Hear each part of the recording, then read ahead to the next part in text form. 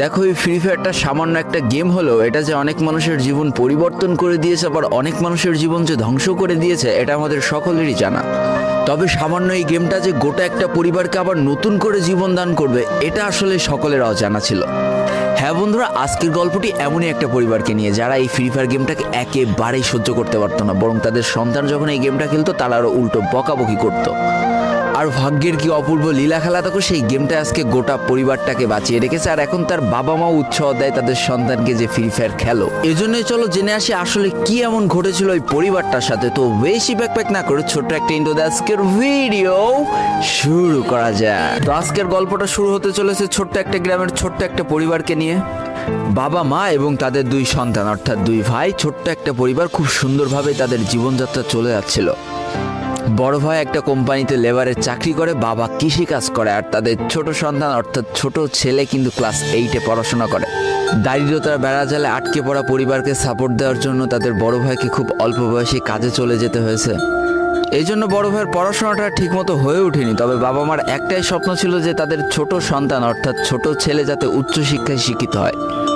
এই জন্য বাবা কৃষিকাজ করলেও সারাদিন মাঠে তুমুল কষ্ট করে এসে বাসায় যখন এসে দেখতো তাদের ছোট সন্তান পড়াশোনা করতেছে, সমস্ত কষ্ট এক চান্সে দূর হয়ে যেত। আর তাদের ছোট সন্তান পরিবারের অভাব দেখতে দেখতে বড় হচ্ছে, তো তাই সে একটা সময় ঠিক করেই ফেলে যে তাকে অনেক বড় হতে হবে, লেখাপড়া করে অনেক বড় মানুষের মতো মানুষ হতে হবে। আর ঠিক এমনটাই হতে থাকে। তাদের ছোট ছেলে খুব ভালো রেজাল্টও করতে থাকে, প্রত্যেক ক্লাসে টপ হতেও থাকে। তবে তার একটা বদ অভ্যাস ছিল, সেটা হচ্ছে ফ্রি ফায়ার গেম খেলা। করোনা চলার সময় যখন তার স্কুল বন্ধ হয়ে যায়, তখন তার বাবা এবং বড় ভাইয়ের জমানো কিছু টাকা দিয়ে তাকে একটা ফোন কিনে দেওয়া হয় অনলাইনে ক্লাস করার জন্য। তার ফোনটা ছিল 3 GB র্যামের একটা ফোন। তবে এইখান থেকেই তার ফ্রি ফায়ার গেমের সাথে পরিচয় হওয়া। সারাদিন পড়াশোনার ফাঁকে সময় পেলেই সে ফ্রি ফায়ার গেম নিয়ে বসে পড়তো। আগে যেমন বাইরে খেলাধুলা করতো, এখন সে আর বাইরে খেলাধুলা করে না, ঘরে বসে সারাদিন ফোন টিপে আর ফোনে গেম খেলে। এদিকে তার বাবা মা যখন ফ্রি ফায়ার গেম খেলা দেখতো তখন প্রচণ্ড পরিমাণ রেগে যেত, এমনকি মারধর পর্যন্ত করতো যে তুই এই গেম খেলা বাদ দিয়ে দে।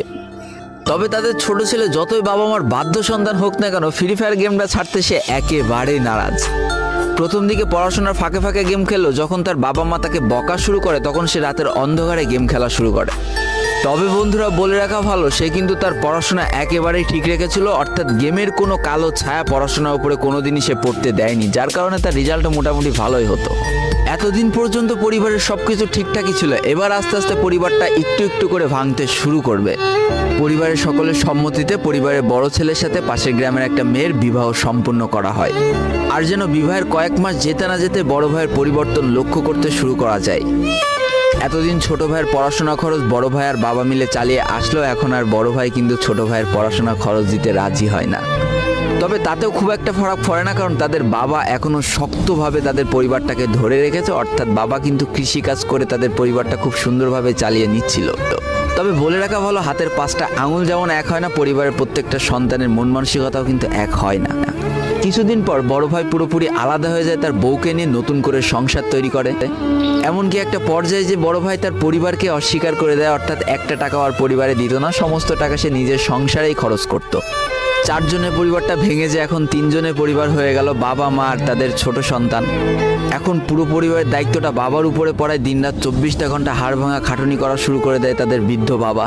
এদিকে তাদের ছোট সন্তান সবটা কাছ থেকে দেখে অনেক কষ্ট পেত, তারপরেও তার করার কিছুই ছিল না, তাকে পড়াশোনাটা চালিয়ে যেতেই হবে, কারণ বাবা মার একমাত্র স্বপ্ন তাকে পড়াশোনা করে মানুষের মতো মানুষ হতে হবে।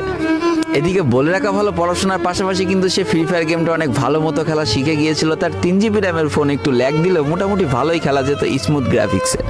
এমনকি সে আস্তে আস্তে টুর্নামেন্ট খেলাও শুরু করে। আর এখান থেকে যে টাকায় পেতো, 50 টাকা, 100 টাকা, 200 টাকা যা পেতো, সেই টাকাতে তার পরীক্ষার বই খাতা কিনতো, যাতে তার বাবার একটু কম পরিশ্রম করা লাগে, কম খাটনি করা লাগে। হাই রে, পরিবারের বড় ছেলে পরিবার থেকে আলাদা হয়ে গেল, আর ছোট ছেলে চিন্তা করছে বাবার কিভাবে কষ্ট কম করা লাগবে।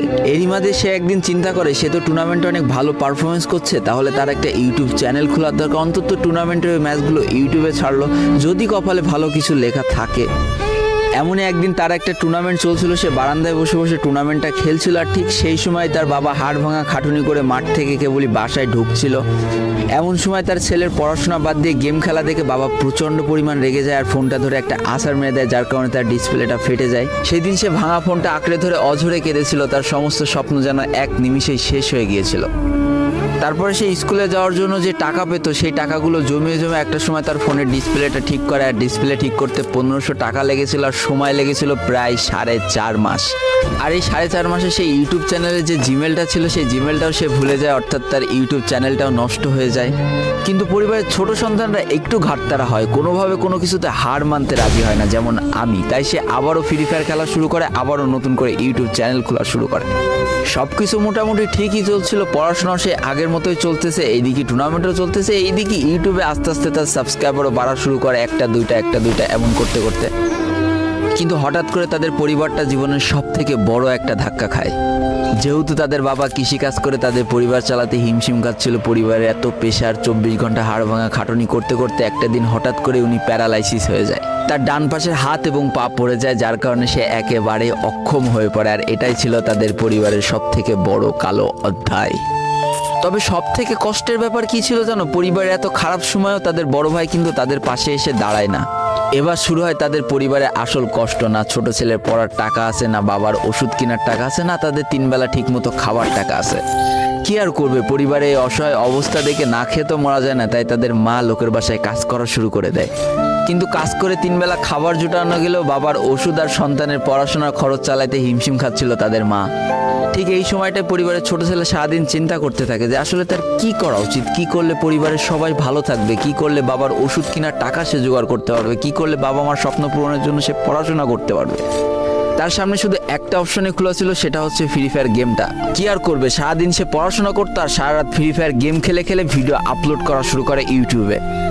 তোমরা শুনলে অবাক হয়ে যাওয়া, 24টা ঘন্টার মধ্যে সে মাত্র 4.5 ঘন্টা ঘুমাতো। দিনের বেলা স্কুলে থাকতো, স্কুল থেকে এসে সে একটা চার দোকানে কাজ করতো, চার দোকান থেকে বাসায় এসে পড়াশোনা করতো, পড়াশোনার পরে রাত্রেবেলা ফ্রি ফায়ার গেম খেলে ভিডিও আপলোড করতো। সৃষ্টিকর্তা হয়তো তাদের কষ্টটা দেখেছিল, তাই তার বেশি দিন কষ্ট করা লাগেনি। 4.5 মাসের মাথায় তার একটা ভিডিও ভাইরাল হয়ে যায়। ব্যাস, লাইফের মোড়টা এইখান থেকে ঘুরে গিয়েছিল। তোমরা সকলে যেন একটা ভিডিও ভাইরাল হলে আসলে কি হয়। সব জায়গায় তার নাম ছড়িয়ে যায়, মানুষ আস্তে আস্তে তার ভিডিও দেখতে শুরু করে, তাকে পছন্দ করতে শুরু করে, তার গেম প্লে ভালো লাগতে শুরু করে। একটা সময় সে একটা ভালো প্লেয়ার হয়ে যায়। আর সে জীবনে প্রথম পেমেন্ট পেয়েছিল 12,500 টাকার, যেখান থেকে 7,000 টাকার তার বাবার জন্য ওষুধ কিনে দিয়েছিল, আর বাকি টাকাটা তার আম্মুর হাতে তুলে দিয়েছিল।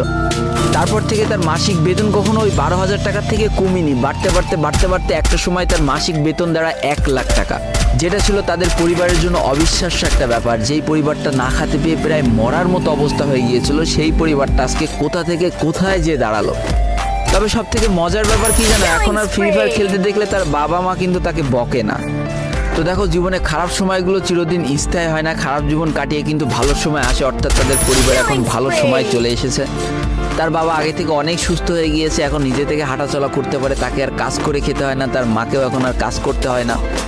এইদিকে সব থেকে বড় আনন্দের ব্যাপার কি জানো, ওই ছেলেটা তার পড়াশোনাটাও ঠিক রেখেছিল, অর্থাৎ এসএসসি পরীক্ষায় সে কিন্তু জিপিএ 5 পেয়ে উত্তীর্ণ হয়েছে।